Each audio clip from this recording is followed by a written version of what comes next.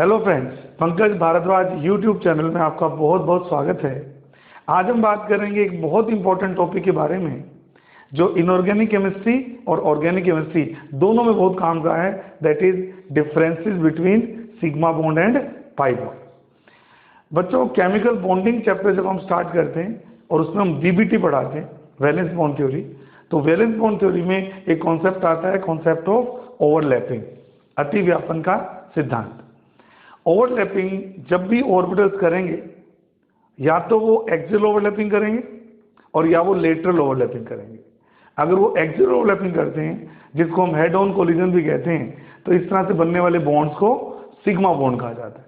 आ जाइए, आपके सामने ये एस ऑर्बिटल एक अनपेड इलेक्ट्रॉन के साथ में, ये दूसरा एस ऑर्बिटल एक अनपेड इलेक्ट्रॉन के साथ में।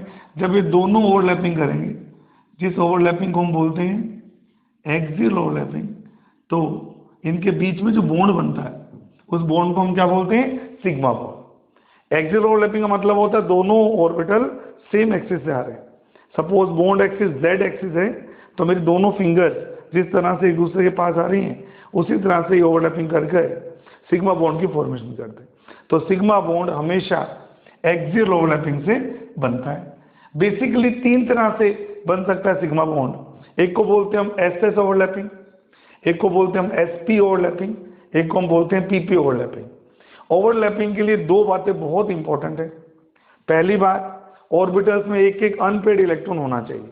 जैसे कि अगर एसपी ओवरलैपिंग भी करनी है तो एक अनपेड इलेक्ट्रॉन ये रहा, एक ये रहा, ये आपस में एक दूसरे के पास आएंगे और इस तरह से ओवरलैपिंग करेंगे।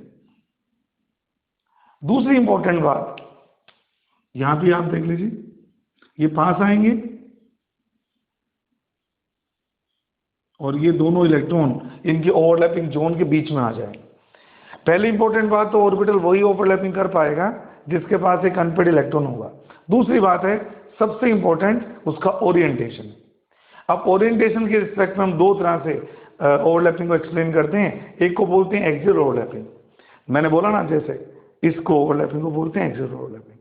जब इसका भी पीजेड इसके पीजेड के पास आएगा और बॉन्ड बनाएगा, इस ओवरलैपिंग को बोलते हैं एक्सियल ओवरलैपिंग। इसके उलट अगर ये ऑर्बिटल इस तरह से एक दूसरे के पास आएंगे तो इनके पास ओवरलैपिंग करने का एक लिमिटेड स्कोप होगा, ये बहुत ज्यादा ओवरलैपिंग नहीं कर सकते। इस तरह की ओवरलैपिंग को हम क्या बोलते हैं? Lateral overlapping.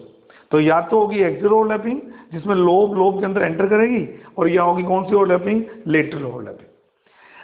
एक्सियल ओवरलैपिंग से बनते हैं सिग्मा बॉन्ड, जो कि बेसिकली एसएस ओवरलैपिंग से, एसपी ओवरलैपिंग से या पीपी ओवरलैपिंग से बनेंगे। और लेटरल ओवरलैपिंग से जो बॉन्ड बनते हैं उनको हम क्या बोलते हैं? पाई बॉन्ड बोलते हैं। इसलिए हम कहते हैं सिग्मा बॉन्ड में जो ओवरलैपिंग का एक्सटेंट होता है वो बहुत ज्यादा अच्छा होता है। नेक्स्ट पॉइंट हम देखते हैं, extent overlapping is high. Sigma bond में जो ओवरलैपिंग की मात्रा है, ओवरलैपिंग की एक्सटेंट है, वो ज्यादा है, क्योंकि दोनों ऑर्बिटल्स एक दूसरे में पेनिट्रेट कर जाते हैं। मेरी फिंगर्स को देखिए, ये टच नहीं करते, एक दूसरे में पेनिट्रेट कर जाते हैं। इसलिए हम बोलते हैं सिग्मा बॉन्ड में जो एक्सटेंट ऑफ ओवरलैपिंग है वो ज्यादा होती है। पाई बॉन्ड का एक लिमिटेड स्कोप है बच्चों। इन दोनों फिंगर से मैं आपको समझाने की कोशिश करता हूं। ये हो गई एक्सियल ओवरलैपिंग। अब इन दोनों फिंगर्स के बीच में एक लिमिटेड स्कोप है, वो एक दूसरे में इंटरमिंगल नहीं हो सकती, तो ये एक डिस्टेंस पे होने वाली ओवरलैपिंग है, इसलिए इसको हम बोलते हैं extent of overlapping is less. Third point देखते हैं, बॉन्ड्स की स्ट्रेंथ जो होती है वो ओवरलैपिंग की एक्सटेंट पे डिपेंड करती है।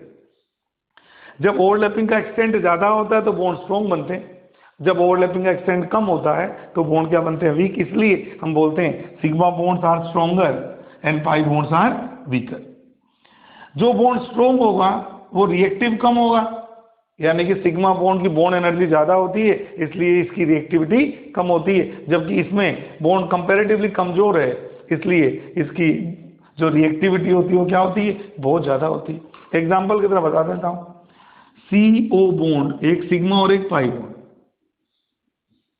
डबल बॉन्ड में एक बॉन्ड सिग्मा होता है, एक बॉन्ड पाई होता है। तो इसकी जो एनर्जी आती है वो आती है बेटा 80 किलो कैलोरी, 80 किलो कैलोरी। और टोटल मिला के जो एनर्जी आती है वो एनर्जी आती है 145 किलो कैलोरी।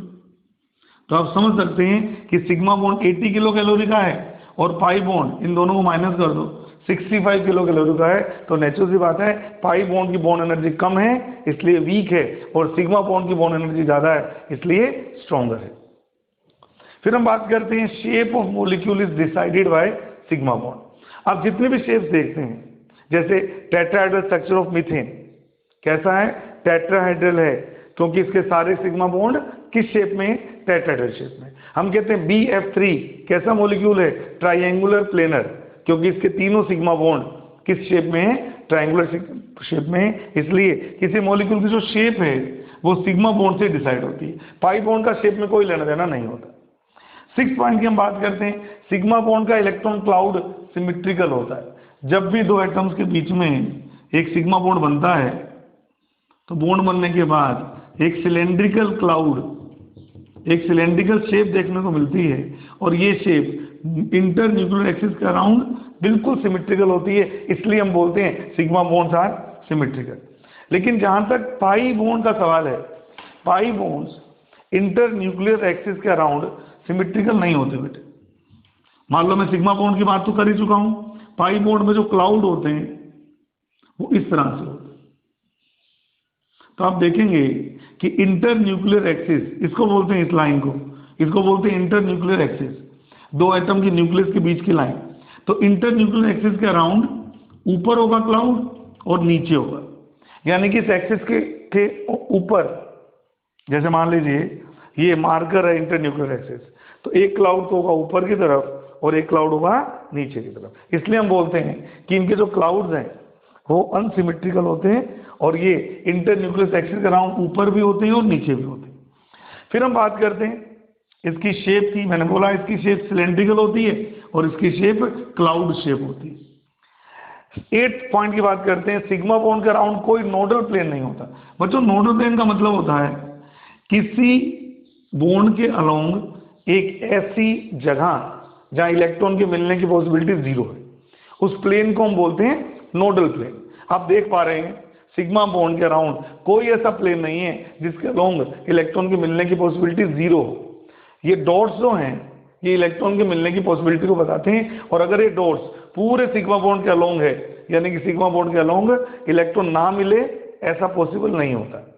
लेकिन जैसे ही आपने डायग्राम देखा पाई बॉन्ड का, आप देखिए इंटर न्यूक्लियर एक्सिस पर there is no possibility of finding any pi electron, यानी कि पाई इलेक्ट्रॉन या तो इंटर न्यूक्लियर एक्सिस के ऊपर है या इंटर न्यूक्लियर एक्सिस के नीचे है। मतलब इस एक्सिस पे अगर हम चल रहे हैं तो इसमें हमें कोई पाई इलेक्ट्रॉन की डेंसिटी नहीं मिल रही, इसलिए हम बोलते हैं कि इनका एक नोडल प्लेन है, इस प्लेन को बोलते हैं नोडल प्लेन। मेरा हाथ देखिए, अगर मैं इस हाथ के अलोंग ढूंढूं पाई इलेक्ट्रॉन है या नहीं, तो इस हाथ के अलोंग, इस प्लेन के अलोंग मुझे पाई इलेक्ट्रॉन मिलने को नहीं मिलेंगे, देखने को नहीं मिलेंगे। इसलिए हम बोलते हैं पाई बॉन्ड के अलोंग एक ऐसा प्लेन आता है जिसे बोलते हैं हम नोडल प्लेन। इस नोडल प्लेन के along there is no possibility of finding any pi electrons. आ जाइए 9th डिफरेंस देखते हैं, ये बहुत ही इंपॉर्टेंट डिफरेंस है बच्चों। सिग्मा बॉन्ड के अराउंड एटम घूम सकते हैं, सिग्मा बॉन्ड के अराउंड एटम घूम सकते हैं। आप कहोगे सर क्या मतलब है इस बात का? सिग्मा बॉन्ड के अराउंड एटम घूम सकते हैं, यानी कि जैसे मार्कर की कैप को मैं इसके साथ घुमा सकता हूं ना, ऐसे ही सिग्मा बॉन्ड के अराउंड आप ग्रुप को घुमा सकते हैं। तो मान लीजिए मैंने फ्रंट कार्बन को फिक्स रखा और इसको घुमा दिया, तो Z आ जाएगा ऊपर, Y बीच में ही रहेगा और X आ जाएगा नीचे। तो अगर मैंने इसको घुमा दिया ऐसे नट की तरह, तो सिग्मा बॉन्ड के अराउंड फ्री रोटेशन पॉसिबल होता है बच्चों। लेकिन पाई बॉन्ड के अराउंड फ्री रोटेशन पॉसिबल नहीं होता। You can't rotate the molecule about this bond, यानी कि आप इस मोलिक्यूल को घुमाकर फर्स्ट मोलिक्यूल से सेकेंड मोलिक्यूल नहीं बना सकते।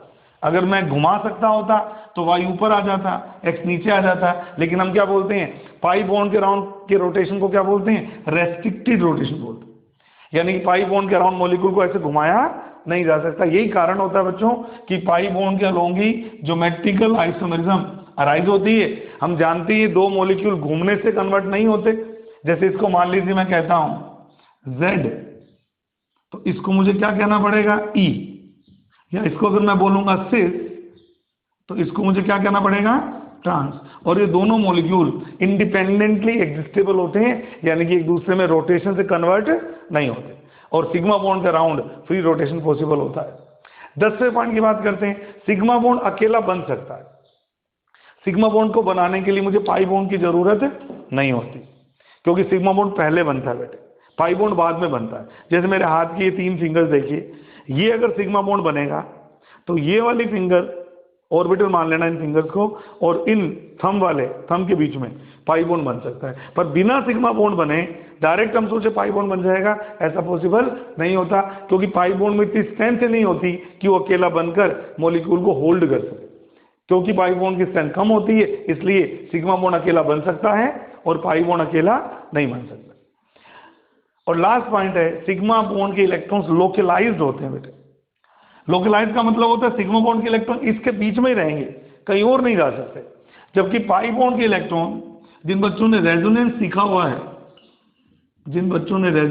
हुआ है वो जानते हैं कि पाई बॉन्ड के इलेक्ट्रॉन 2 एटम के बीच से आगे भी जा सकते हैं। ऐसे इलेक्ट्रॉन जिनकी मूवमेंट हो जाती है आगे, उन इलेक्ट्रॉन पेयर्स को डीलोकलाइज इलेक्ट्रॉन पेयर्स कहते हैं। तो सिग्मा बॉन्ड के इलेक्ट्रॉन कहीं नहीं जाते, जबकि पाई बॉन्ड के इलेक्ट्रॉन अगर रेजोनेंस की कंडीशन बनती है तो वो 2 एटम को छोड़कर अगले 2 एटम के बीच में मूव कर सकते हैं, इसलिए पाई बॉन्ड के इलेक्ट्रॉन्स को डीलोकलाइज इलेक्ट्रॉन्स कहा जाता है। तो ये टोटल 11 डिफरेंसेस हैं सिग्मा बॉन्ड और पाई बॉन्ड के, जो कि आपके नीट के एग्जाम में और IIT JEE के एग्जाम में बहुत ज़्यादा पूछे जाते हैं। इनको सभी को रिवाइज कर लीजिए, एक स्क्रीनशॉट ले लीजिए।